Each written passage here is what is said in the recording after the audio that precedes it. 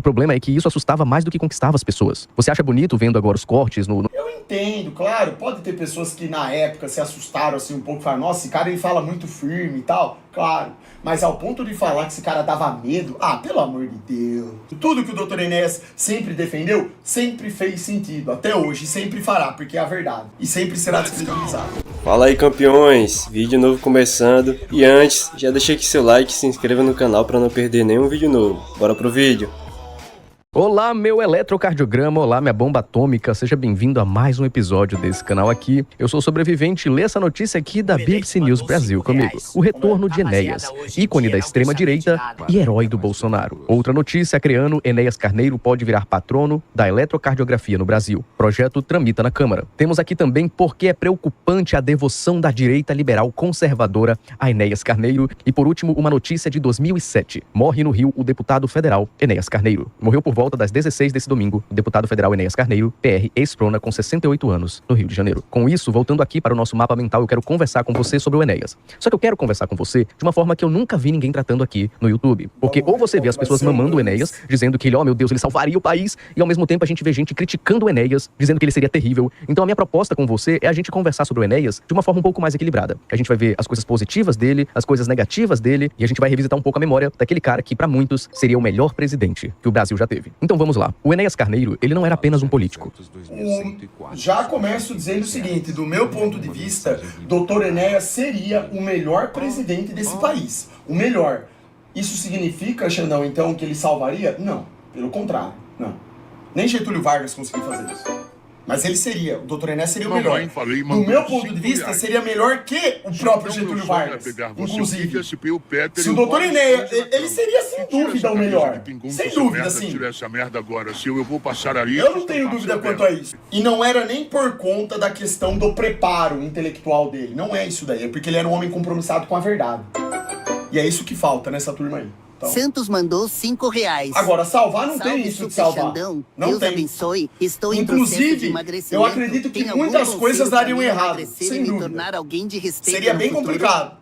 Ele era, na verdade, um grande fenômeno brasileiro. Ignorando qualquer ideologia política, ignorando qualquer preconceito contra o Enéas, ele era um cara genial. É o tipo de figura que aparece raramente na história, e não só na história do Brasil, na história do mundo como um todo. Ele foi um dos brasileiros mais inteligentes que a gente pôde conhecer. E se você não conhece o Enéas, eu vou resumir pra você um pouquinho da história dele. O Enéas, ele nasceu em 1938, lá em Rio Branco, no Acre. Sim, o Acre que você fica zoando que tem dinossauros lá. Ele se formou em medicina na Universidade Federal do Rio de Janeiro, FRJ, e durante muitos anos depois ele trabalhou como médico e como professor. Ele também se formou em matemática e ele se especializou em cardiologia, sendo um dos médicos mais reconhecidos dentro dessa especialidade. E aí o cara super inteligente, veio de origem humilde, ele pensou o seguinte, cara, o Brasil tá uma...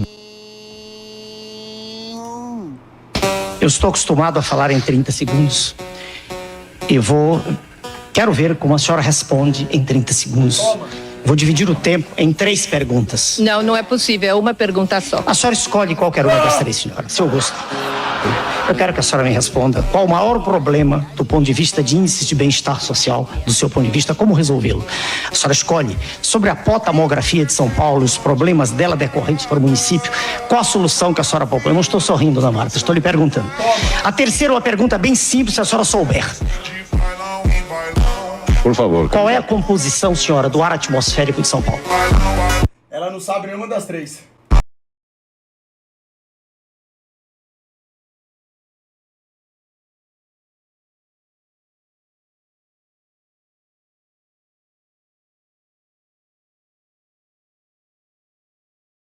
Que eu queria pro Brasil, irmão.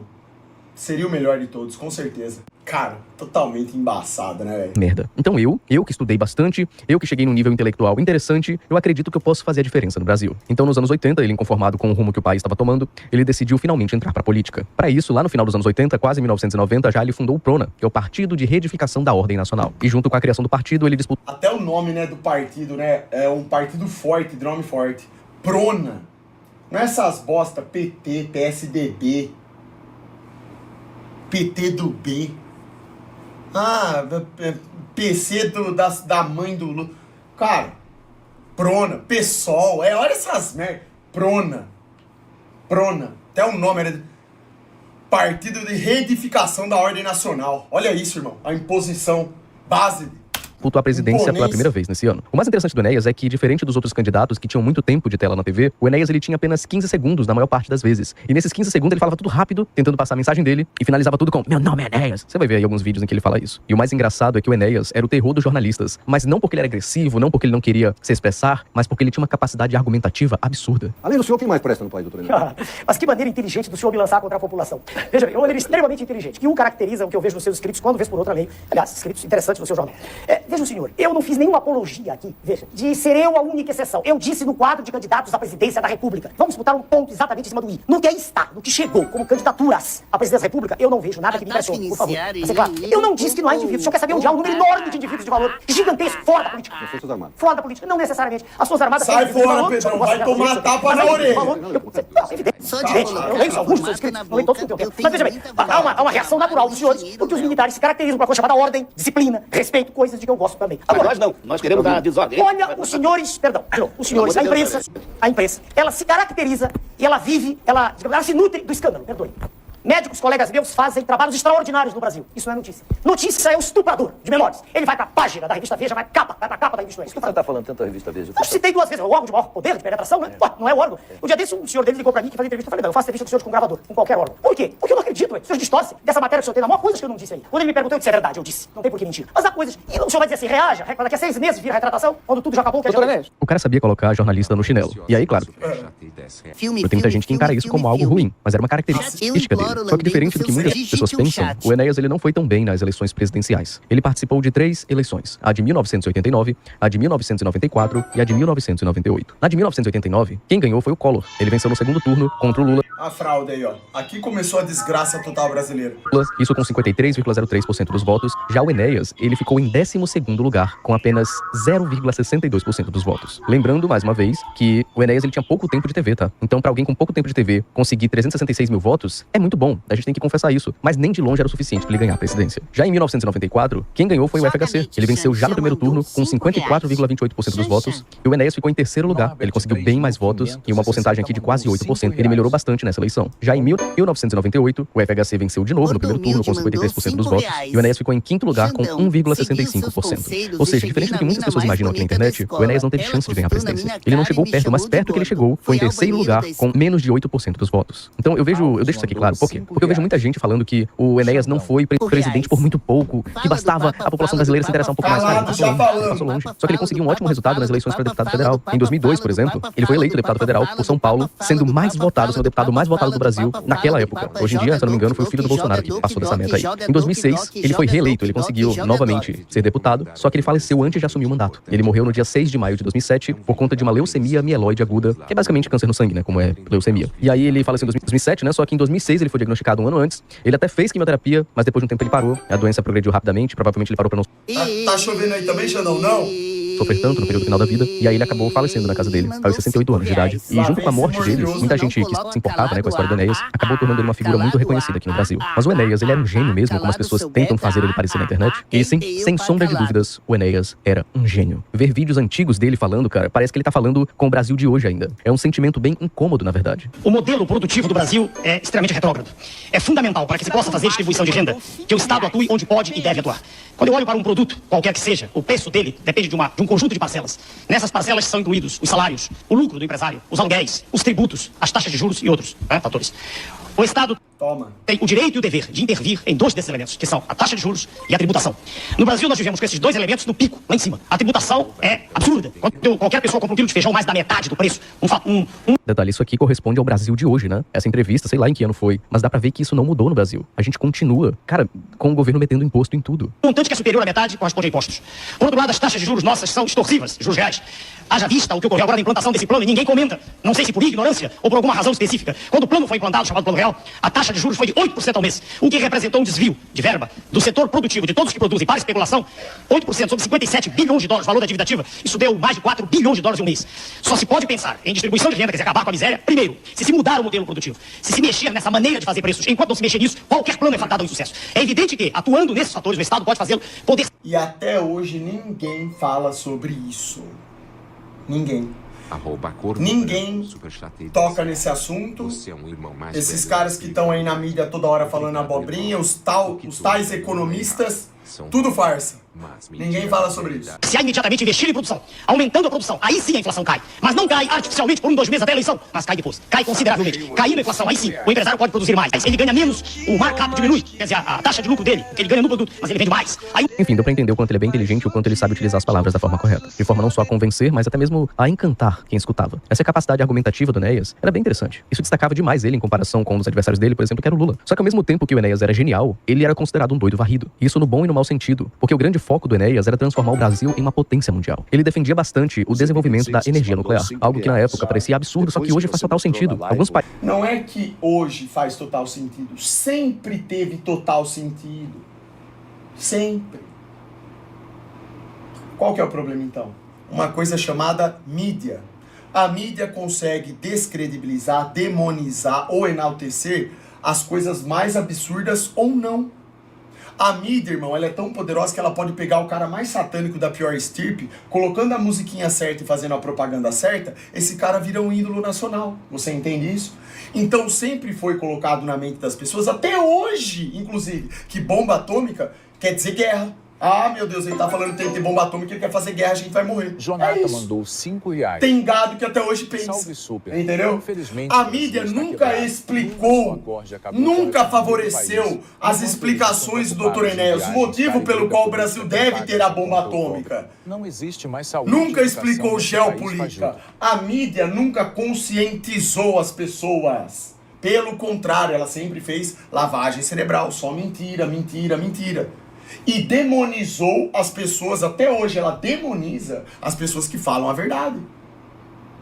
Então, sempre fez sentido. Tudo que o Dr. Enéas sempre defendeu, sempre fez sentido. Até hoje, sempre fará, porque é a verdade. E sempre será descredibilizado. Infelizmente.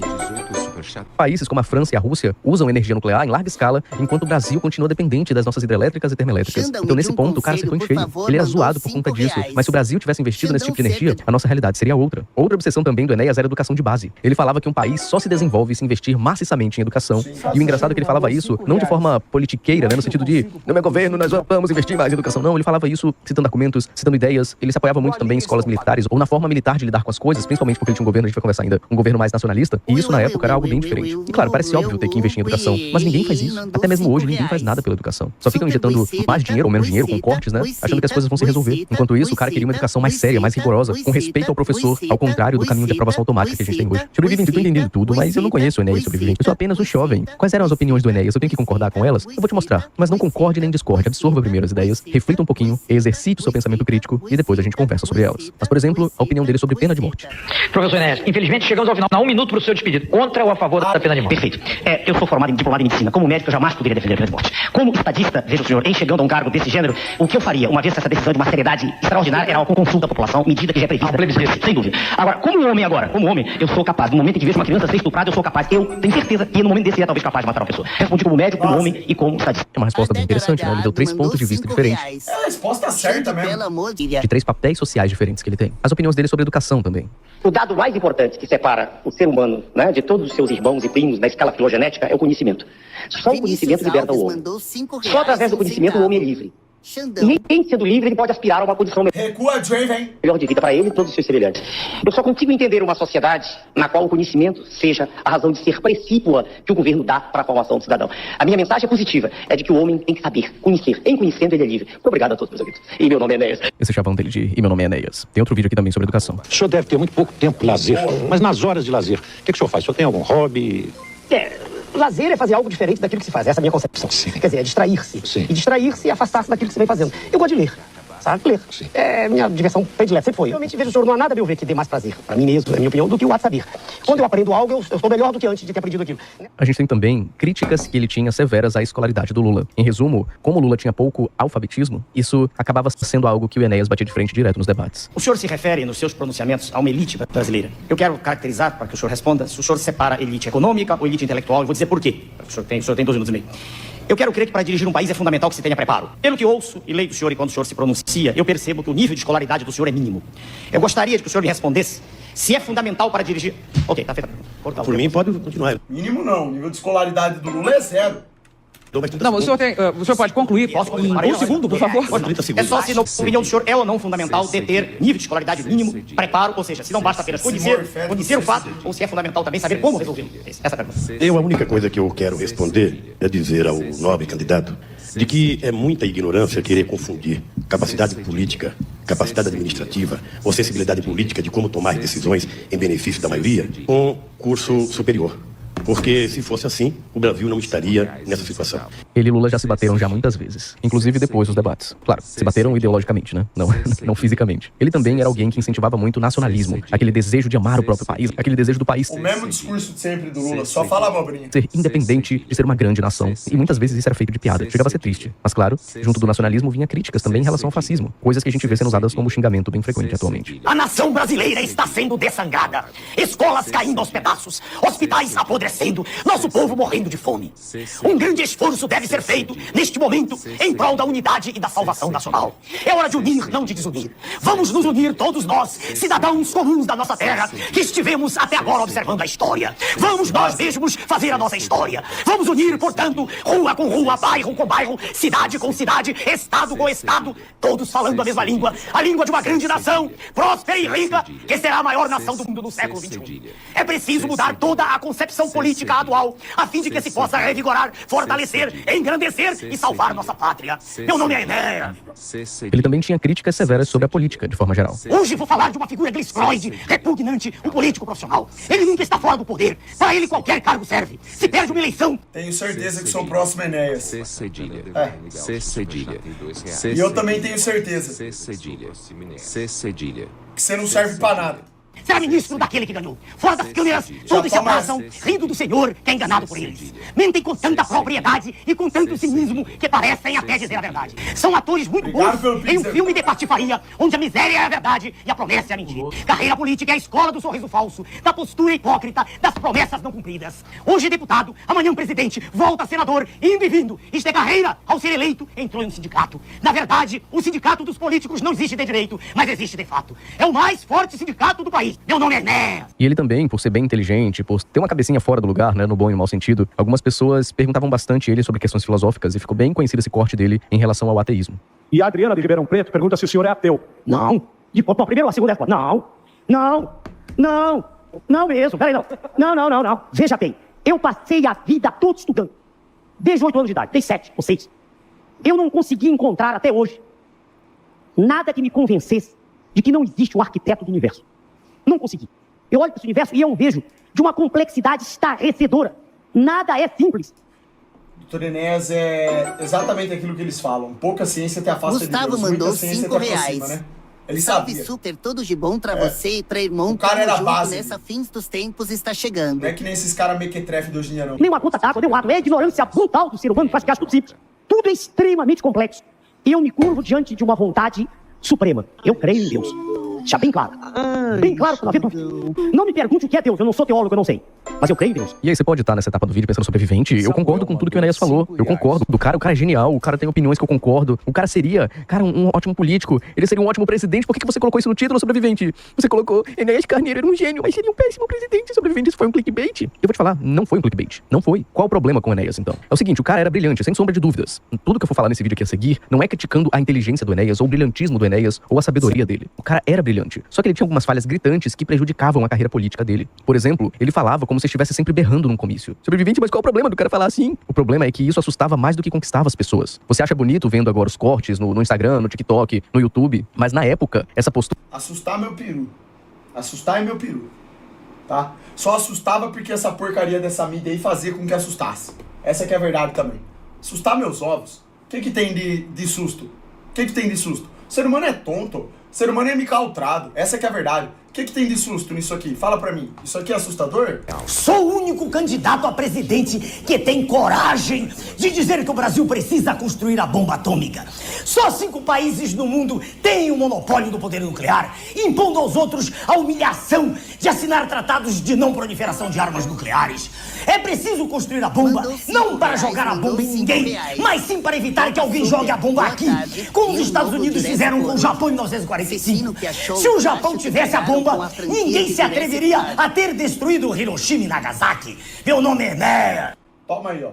Não é que a mensagem do Dr. Enéas assustava, não é só isso. É que a mídia construiu, atrelou a ele um ditador, um cara autoritário.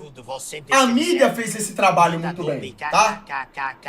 A mídia teve um papel essencial nisso daí. Eu entendo, claro, pode ter pessoas que na época se assustaram assim um pouco, falaram, nossa, esse cara ele fala muito firme e tal, claro. Mas ao ponto de falar que esse cara dava medo, pelo amor de Deus. Pelo amor de Deus. Falando coisas extremamente sensatas. Pelo amor de Deus, né? Pelo amor de Deus, né, cara? Nossa senhora. Meu Deus. É cada uma. Let's go. Boom, bang. You talking to blank. I'm dedicated until I die. I'm on my own. All on my own.